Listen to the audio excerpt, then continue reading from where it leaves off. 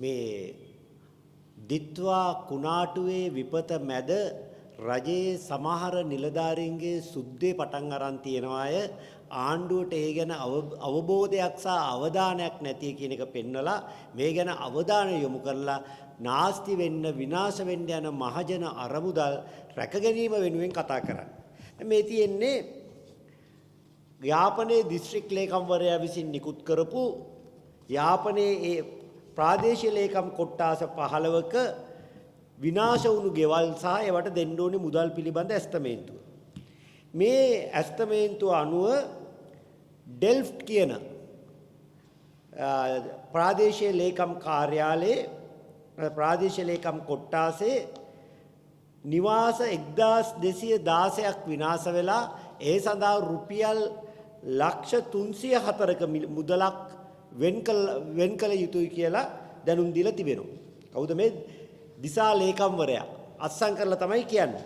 හැබැයි මේ 2025ම ප්‍රකාශයට පත් කරපු ජනසංගන්න වාර්තාව අනුව ඩෙල්ෆ් දූපතේ ගෙවල් තියෙන්නේ 893යි. 893යි නම් මේ අවුරුද්ද ආරම්භ වෙනකොටත් ගෙවල් තිබුණේ. නොවැම්බර් මාසේ 1216ක් විනාශ වුණේ කොහොමද? මේ දූපත්වල තියෙන තත්ත්වය තමයි ජනතාව දූපත අත්හැරලා ප්‍රධාන ශ්‍රී ලංකා ප්‍රධාන භූමියට පැමිණීම තමයි ප්‍රවණතාවය. ඒ විතරක් නෙවෙයි. එතකොට තිබ්බ නිවාස ගාන්න 893ට 1216ක් විනාශ වුණායි කියලා දිසා ලේකම්වරයා ලක්ෂ 304ක් වෙන් කරනවා. හැබැයි අපි ගමු අනිත් ප්‍රාදේශීය ලේකම් කොට්ටාස වේලනයි ප්‍රාදේශීය ලේකම් කොට්ටාසේ නිවාස ඒකක 4379ක් තියෙනවායි කියලා ජනසංගන්න වාර්තාවේ තියෙනවා. හැබැයි විනාශ වෙලා තියෙන්නේ 544යි. ඒ වගේම කයිට්ස් ගත්තොත් නිවාස 3527න් 668යි විනාශ වෙලා තියෙන්නේ. ඒ වගේම නල්ලූර් ගත්තොත් නිවාස 18614න් 791යි විනාශ වෙලා තිබෙන්නේ. එහෙමනම් අනිත් සෑම ප්‍රාදේශීය ලේකම් කොට්ටාසෙම මේ ඩෙල්ෆ් දූපත අවට තියෙන නිකුත් සෑම ප්‍රාදේශීය ලේකම් කොට්ටාසෙටම තිබෙන නිවාස ගන්නට වඩා ඉතා සුළු සංඛ්‍යාවක් සම්පූර්ණයෙන් විනාශ වෙලා තියෙද්දි නැත්නම් හානියටපත් වෙලා තියෙද්දි මේ ඩෙල්ෆ් දූපතේ පමණක් තිබුණටත් වඩා වැඩි නිවාස ගන්නක් විනාශ වුණු බවට යාපනයේ දිසා ලේකම්වරයා වාර්තා කරනවා. මෙහරා ඊටාම පැහැදිලිව පේනවා මේ ඉලක්කම් විද්‍යාවක් කළා. ඇත්තම සමස්ත නිවාස ගන්නට වඩා විනාශ වුණු නිවාස ගන්න වැඩි නිසා තමයි මේක අපේ අවධානයට ආවේ.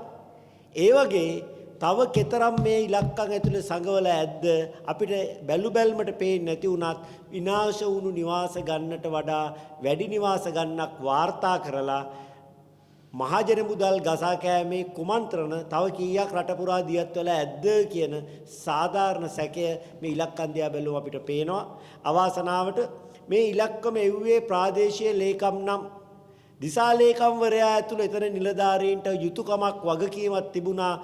මේ ඉලක්කම කතරම් යථාර්ථවාදීද? අනිත් සෑම ප්‍රාදේශීය ලේකම් කොට්ටාසෙම පුංචි ප්‍රතිශතයක් නිවාස විනාශ වෙද්දී කයිට්ස් වල ඩෙල්ෆ් වල පමණක් තිබුණු නිවාස ගන්නටතර වැඩි ගන්නක් විනාශ වෙන්නේ කොහොමද කියන ප්‍රශ්නේ දිසා ලේකම්වරයාගේ අවධානය යොමු විය යුතු තිබුණා.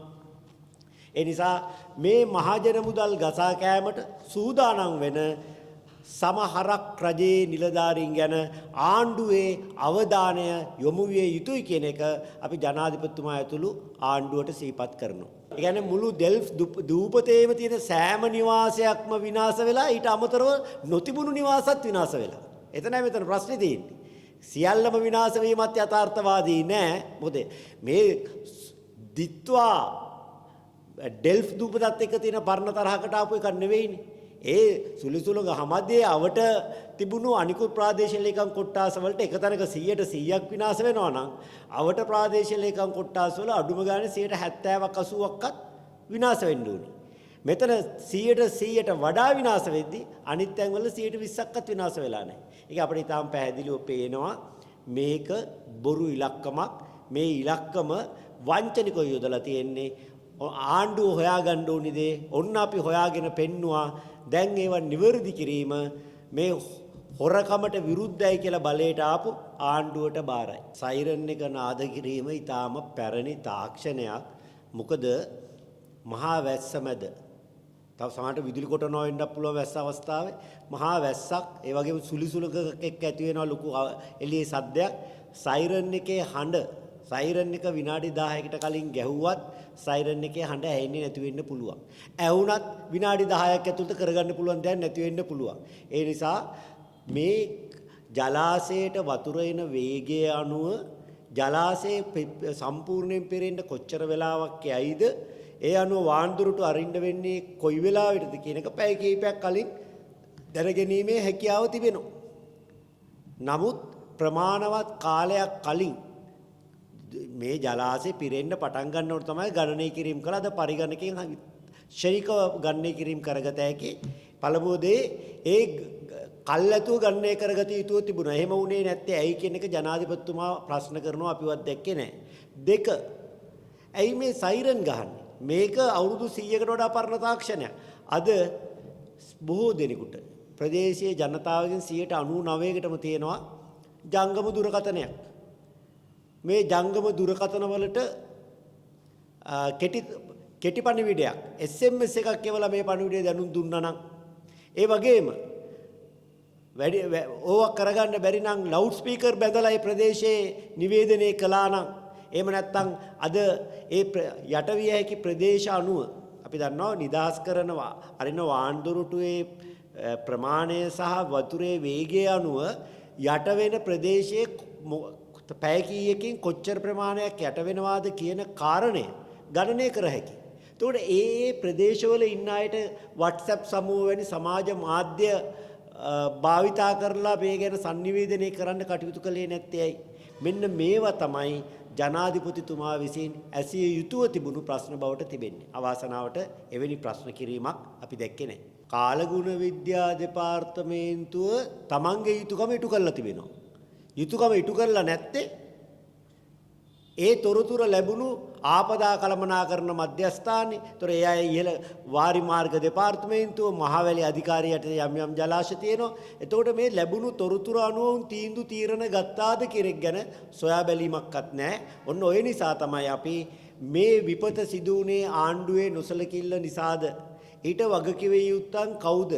අනාගතයේ මෙවැනි විපතක් සිදුවීම වැළැක්වීමට ගත යුතු ක්‍රියාමාර්ග මොනවාද යන්න සොයා බලා වාර්තා කිරීමට පාර්ලිමේන්තු තේරීම්කාරක සභාවක් පත් කළ යුතුයි කියලා පිවිතුරු හෙළවුරුමේ යෝජනාවලියේ තියෙන්නේ. ඔන්න ඔය කාරණේ නිසා මොකද ජනාධිපතිතුමා පත් කරන කොමිෂන් සභාව ගැන අපට 7-5කට විශ්වාසයක් නැහැ. ඒක ආණ්ඩුවට පක්ෂග්‍රාහීව සිද්ධ වෙන්නේ. තේරීම්කාරක සභාවක ආණ්ඩු පක්ෂයේ වගේම විපක්ෂයේ සිටින නිසා අපිට ආණ්ඩුවට වඩා විශ්වාසනීය වාර්තාවක් තේරීම්කාරක සභාවකින් බලාපොරොත්තු වෙන්න පුළුවන්. මේ අවස්ථාවේ කාලගුණ විද්‍යා දෙපාර්තමේන්තුවේ අධ්‍යක්ෂ ජෙනරාල්වරයාව වීරයෙක් කරනවා වෙනුවට විත්තිකරුවෙක් වගඋත්තරකරුවෙක් බවට පත් කරන්න ආණ්ඩුව දුෂ්ට මෙහෙයුමක් පටන් අරන් තියෙනවා. ගහන දවස ගහන වෙලාව ගහන්නේ කොහොමද ගහන්නේ කවුද කියන මේ සියල්ලම වාර්තා කරපු බුද්ධ්‍යංශ ප්‍රදානී නිලන්ත ජයවර්ධන මහත්තයා වැරදිකරුවෙක් වුණ ආකාරයෙන්ම තොරතුරු කලින් දුන්න කාලගුණ විද්‍යා දෙපාර්තමේන්තුවේ අධ්‍යක්ෂ ජෙනරාල්වරයා වැරදිකරු කරලා සියලු පව් එතුමාගේ කරපිට පැටවීමේ කුමන්ත්‍රණය දියත් වෙලා තිබෙන බව නම් අපට පේනවා.